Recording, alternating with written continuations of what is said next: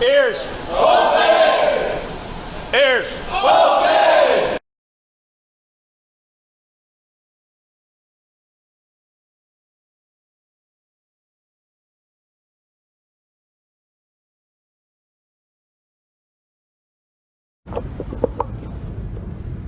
So I'm trying to do this. Okay, so had a good day today. This is CIA, Culinary Institute of America at Greystone, St. Helena, California. I was the food safety instructor from 2009 through 2012, 3.5 years. And recently, this is 2020, so in 2019 at the end of the year, Rich, one of the chef instructors I work with at the Coast Guard station in their culinary school over there, he said that he received an email saying that they needed a food safety person and that he would fit the bill. And so he mentioned it to me, and then I went on the online to the website to find out that they were hiring the food safety again. So I emailed my old boss over there, he said, yeah, go ahead and apply. And so they brought me right back in, which is really cool. So I'm back now. I have 2 classes back to back. So on Tuesday and Wednesday I have 1 class, and on Thursday and Friday I have another class. And it goes for 7 weeks. So it's this week, Monday, Tuesday, we gave the class at the Coast Guard. So it's the same class, only 16 hours, so 2 full days from 8 until 4 at the Coast Guard station, so 16 hours. And we give the same information there. And the nice thing is what I do there at the Coast Guard station is I'm leading it, and all of the Coast Guard instructors are becoming certified to be instructor proctors. So they take the class first, they sit in as a student along with all the other students, and then I give them the instructor test at the end. They pass the instructor's test, where all the other students are taking the manager certification test, and then from there, then each instructor goes through and has to get up on the podium and give sessions. And once we give 3 or 4 sessions, and they're competent, which they are, they're all friggin' great people, and very capable, very competent. Oh my gosh, they have some really, they are really extraordinary people, and I'm really proud to be there with them. And so they pick it up very quickly, but they have to be on podium 3 times, and then they become qualified to be Serve Safe instructor for Coast Guard Training Center Petaluma, for the CSA and C School. And that's where I am. And then Rich told me that CIA was rehiring, so I put my bid in for it, and they brought me back, and so now I'm doing these 2 classes. So long story short, we're back again, 2 days with the Coast Guard and 7 weeks for CIA. So it's an hour and 15 minutes, hour and 20 minutes each day. And they have the course book, so it's 15 chapters, whereas we have the Essentials book, which is 10 chapters on the other side. Same information, just packaged a little bit differently. And the nice thing is, what I did in the old days when I was there before, and what I'm doing again this time, is that we actually get to go into the various kitchens. We actually go and get hands-on a little bit to do things. And the inspection sheet. So we have the actual inspection sheet from Napa County, and then they can look at that, but that's hard to look at. So then I have the HACCP self-inspection sheet from Fight Back website, and that one's a little more clear, and it's the one that I encourage them to use every single day. And so the thing is I've asked them, take this inspection sheet, go through the school, and not now, but anything you see and all the things we talk about, and habits and issues and sanitation and all these things, put it down. They can turn it into me, I can review it, and then if there's glaring issues, I can turn it up to the boss, which is what we did before, I think once, and I meant to do it every class, but there are some issues, and so I plan on having that done. So what is that? That's an internal inspection with fresh eyes, which is a killer. It's a really good thing. Fresh eyes, especially when you aren't there, you know. So fresh eyes, being able to spot things and look at things and you know, consider it, because over time you lose your fresh eyes, and you're there for a couple of months and you don't see anything anymore, and then you just kind of fall into the groove. And people say, well, I've always done it this way, and this is the way we do it. Horse pucky. Certain things aren't you know, meant to be done that way. We need to adjust. We need to stop, adjust our view of the situation, whatever that situation is, and then correct it. So and it doesn't have to be, you know, in the book we talk about management oversight, which is awesome, but then it needs to be brought up by people who know. So anybody who knows, once they're trained, then they know, and hopefully they get reinforced every single day. So here they say initial and ongoing training. It should be initial and every single day ongoing training, not just, oh, okay, 6 months from now we're going to do another training.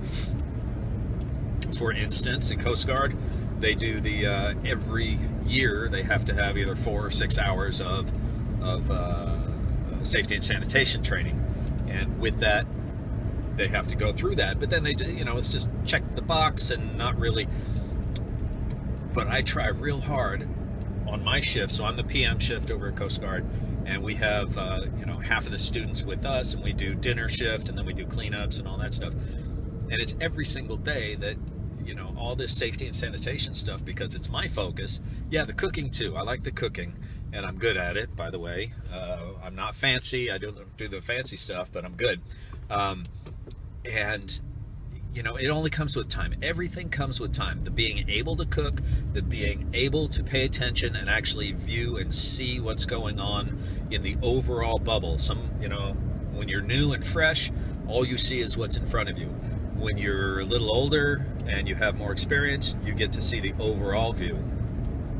So I try to have that overall view, and I try to instill it in the young people now so that they're ready for it when they get to where they're going, and they become the overall view person so they can pick and help everybody else and train and coach. So I'm training and coaching them, and I need them when they get to where they're going to train and coach other people. So 7 weeks over at CIA, that's coming too, and because it's 2 classes back to back, you know, and then I have the other class over at Coast Guard, and then I gave a class over at one of the Yountville, you know, restaurants. It all flows together. So what did I say yesterday? You know, when you talk to that grandfather and they say, well, how did I tell the story last time? Okay, so, but it's fun, and the overall intent and the overall presentation of my class is pretty good. And we get out of the chair. It's not death by PowerPoint. Now, I use the PowerPoint a little bit just to get going, and then we open the book, and then we get out of our seats and we go, and we use flashlights. We look around the kitchen. We try and find the things. We take notes. We use the inspection sheet, because you have to know what the inspection sheet says, so you know when the inspectors walk in the door what they're after. And if you know, it's the interventions and the risk factors, and if you know what they're after and what you should be keeping up on, it's not because you're trying to beat them at their game. It's that you guys, you, the owner-operator, all the employees, the inspector, and the regulators, you're all trying to do the same thing. You're all trying to keep the people safe, serve good quality and safe food, and do the right thing. So if it's top of mind for you every single day, you have your check sheet, you have your lists, you have your lead line cook go around and double check on all your regular line cooks to make sure that stuff is going right. You know, proper temperatures are made, proper hot holding, proper cold holding. Inspect your equipment. Have your friggin' master cleaning plan, a master maintenance schedule. If you don't have the master cleaning and master maintenance schedule, then things get lost in the mix. Who's going to clean it, when they're going to clean it, how they're going to clean it, how often. So stay ahead of it. I always say stay ahead of it. If you get behind the 8 ball, you're screwed, and you can get a lot of trouble. If we're behind the 8 ball in service for dinner, we're going to have 350 people come in tonight, and if we don't fire off those steaks just at the right time or a little bit before that time, then we're okay if we do it. But if we wait on the backside, then we won't be able to keep up with service. And so we have to stay ahead of the 8 ball. And I say, don't get backed into a corner. Stay ahead of it. And that means in your business also, you want to make sure that you're doing the proper cleaning and sanitizing, right? The management oversight. You need to be paying attention. HACCP, for a lot of years, we were all after HACCP, and now it's changed to active managerial control, which is awesome. So active managerial control takes the HACCP information and uses it without records for the most part. But you have to keep records also, because you need to have your ability to know what you're doing, and to have records is a great thing. So monitoring everything, make sure you have data loggers in the fridges. Over at CIA, we have there's sensors on the refrigerators, and it goes right to the security. And if the temperatures go into the temperature danger zone, security is pinged immediately, and they can fix the issue. At Coast Guard, we do the clipboard style. So twice a day, we go through and we check temperatures. And then the instructors go through the course of the day, and we just pay attention. We're actively managing, we're paying attention. So we look at the temperatures, and if we realize things are going into the temperature danger zone or something's wrong, then we can address it and move the food into a safer reefer, to protect that food and make sure things don't go south. So, well, that's, I'm on my soapbox. So I'm going to get off the soapbox here for a few minutes, and I might have some other information that I think of, and then I'll attach it to this video. Thanks very much. Mr. F, Food Safety EDU. Take care.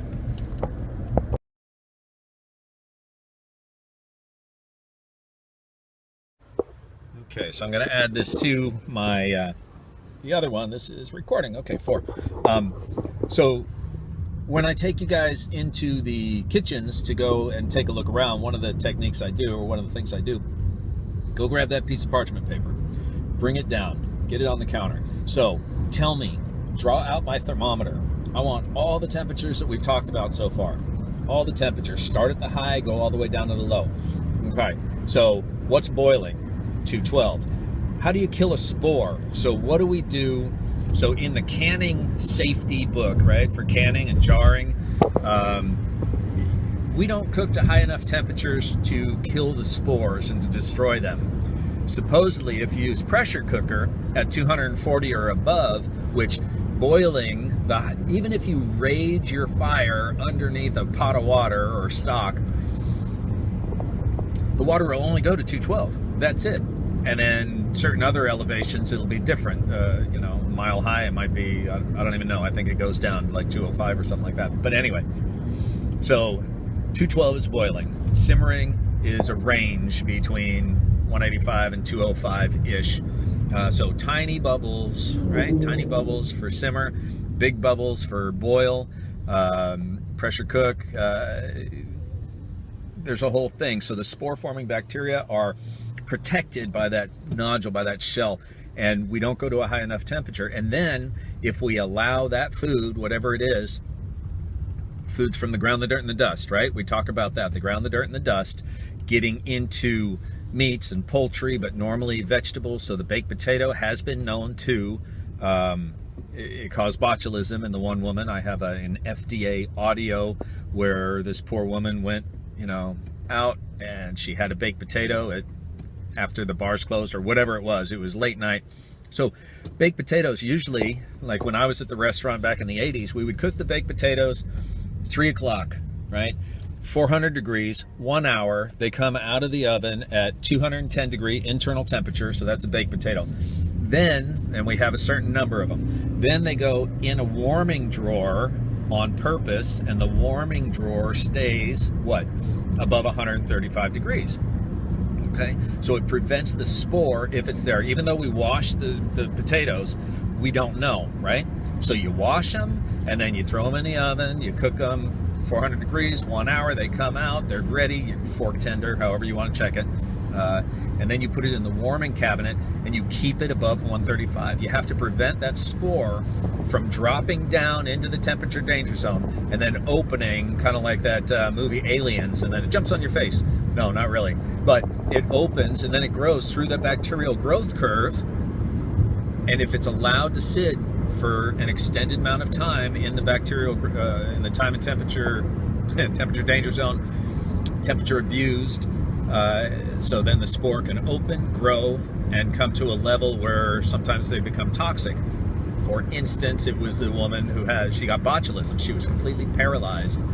They were able to save her, but as you listen to her talk, so the FDA interviewed her because she was kind enough to allow that, and they passed out this audio tape of her description of her whole ordeal. And it's later, years later, or an amount of time later, and she still, has issues. So it's a toxin, right? The bacteria grows through that bacterial growth curve, and some of them become toxic on the backside, and this one paralyzed her for an amount of time, and they were able to bring her back out of it. And then recently, this is 2020, recently, within the last year, there was like botulism outbreak on potato salad, and then there was another botulism outbreak in another potato product. I don't remember offhand, but it still happens. We say, oh, that doesn't happen anymore. Yeah, okay, it does.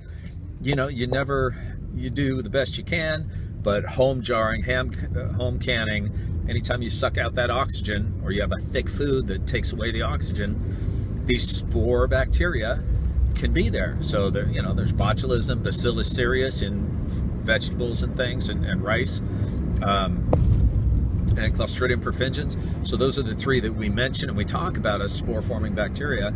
And what do they do to the rice? For, say, sushi rice. Sushi rice, we have, you add something for flavor, but you also add that same thing to prevent the spore from opening and growing. It prevents it. So what do? So down in San Diego County, they have to have, if you serve sushi rice, you have to have a HACCP plan.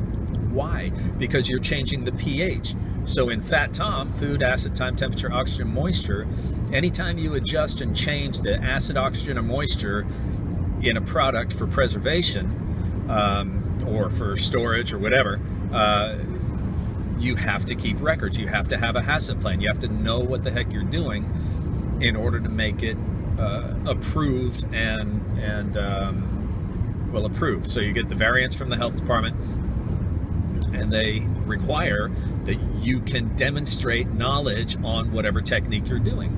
So sous vide, for instance, we're going to suck out the oxygen of the product inside the bag, and if the bag, there's a whole decision tree, on is this a requirement for HACCP in these processes. So the process, you have to analyze the hazards, you have to go through the process, and then there's a decision tree that they came up with, and you follow that, and it helps you. But anytime you mess around with acid, oxygen, and moisture, then you have to do it. So in California here, we have to actually, if we're doing the oxygen, we're doing sous vide, you have to put together a HACCP plan, send it to California State Health Department, Public Health, and they have to review it and approve it before you can do it. And if you don't do it, then they can come and red tag your equipment, and you can get in trouble for that. So a lot of people are, throwing bed sheets over their stuff and doing stuff. 10 years ago, I talked to, that was 10 years ago. I don't know what's going on because I haven't been in the loop for a little while.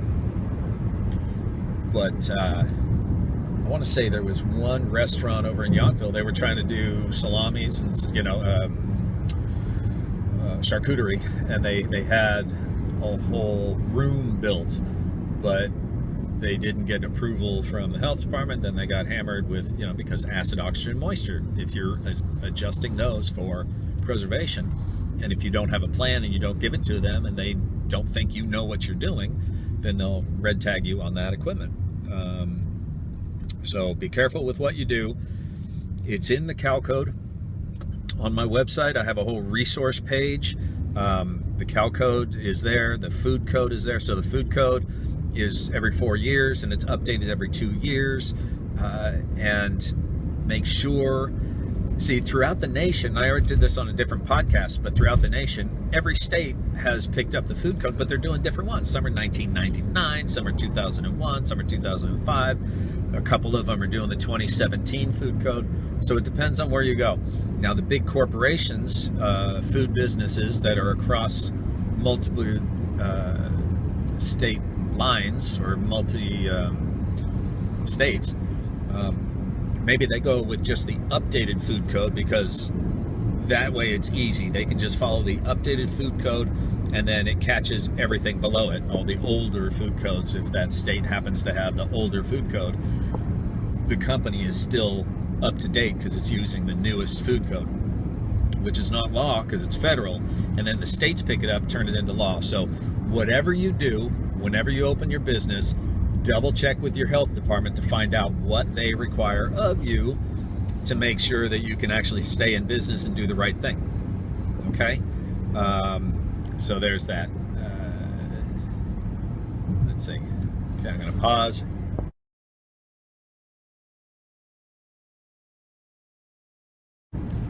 Oh yeah, I went off on a tangent. Okay, so I was after take the students in, piece of parchment paper.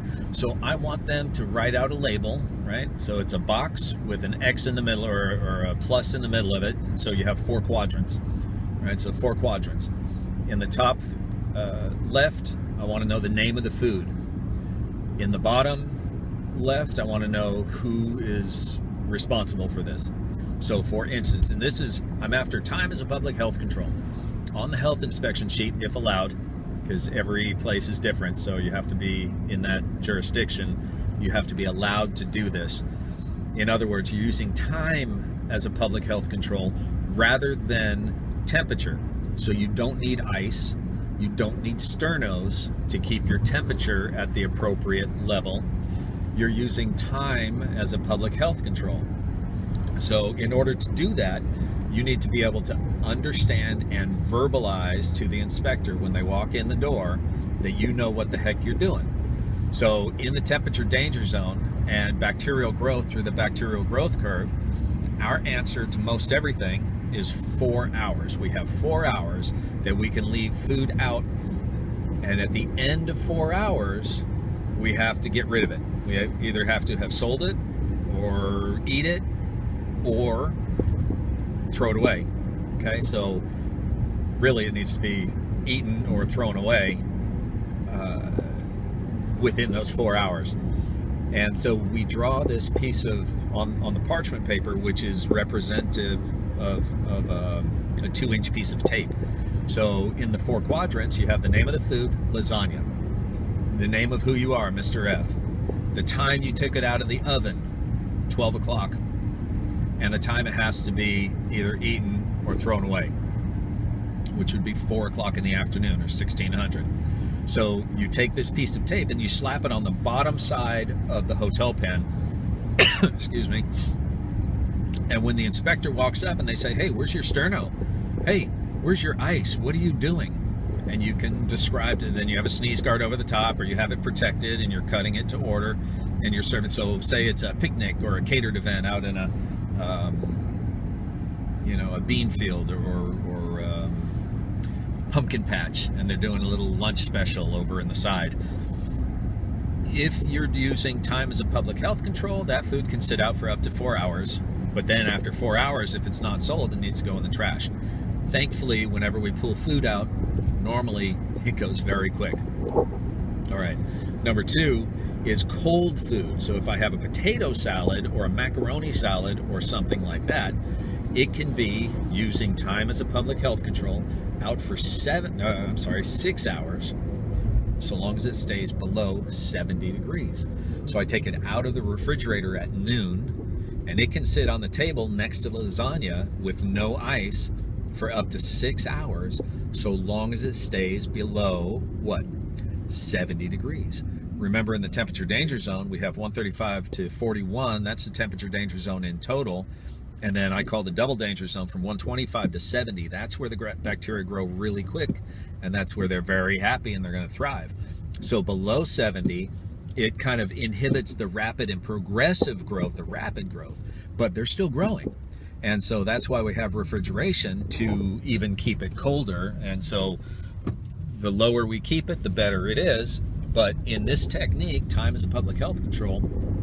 If we can hold it below 70, then it's okay to be out for 6 hours. But we're monitoring it. We always use that probe thermometer to poke it and make sure. You can actually leave a thermometer in it the whole time so you can see the change in temperature while you're serving it, you know, if necessary. But you still have to have that piece of tape with the 4 quadrants, the name of the food, macaroni salad.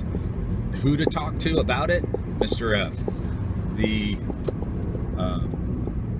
time it was removed from refrigeration, 12 o'clock. And the time it must be sold, consumed, or discarded, which would be 1800 or 6 o'clock. So, but all the while, it's got to be below 70. And if it ever rises above 70, it reverts back to a 4-hour time frame. And if it's already past the 4 hours, trash. Okay? So that's 2 pieces that I want on this piece of parchment paper. The next one is that thermometer that I started with earlier. So we go high, right? Crushing a spore in a pressure cooker is supposed to be 240, 212 for boiling, 185 to 205 for simmering. And then what's the high temperature dishwashing machine? That's 180 degrees. The 3-compartment sink, the 3rd sink, the sanitizing sink for high temperature water. So if you have that booster pump under there and it's making that water hot for the 3rd sink, it's supposed to be 171 degrees for 30 seconds. Okay? And then you come down to 165 for microwave cooking, chicken, stuffed foods, reheated. And if you reheat, it's got to be reheated. So we get something, we cool it down properly, we reheat it for hot holding. It needs to go to 165 within 2 hours. So we'll get to that here in a minute.